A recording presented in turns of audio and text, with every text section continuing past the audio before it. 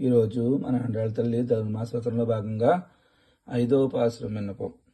மாயனை மன்னுவட மதுரை மைந்தனை தூய பெருநீர் யமுனை துறைவனை ஆயர் குலத்தினும் தோன்றும் மண் விளக்கை தாயை குடல் விளக்கம் செய்யத தாமோதரனை தூயோமாய் வந்து நாம் தூமலர் தூவி தொழுது வாய்நாள் பாடி மனத்தினால் சிந்திக்கா போய பிகளையும் புக தருவான் என்றனவும் தீயினில் தூசாகம் செப்பேலோரெம்பாவாய்.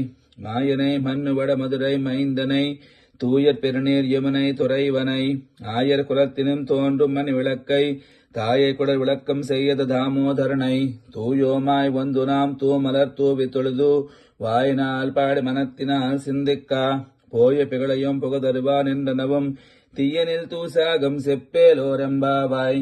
நேளா துங்கஸ்தனகிரி தட்டி சுப்தமுத்போத்ய கிருஷ்ணம் பாராத்யம் ஸ்வம் சுதிசதசிரசித்தமத்யாபயந்தி सोच्चिष्टायां सजनिगलितं या फलात्कृत्य भुङ्क्ते गोदातस्थे नमयदमिदं भूय एवास्तु भूयः.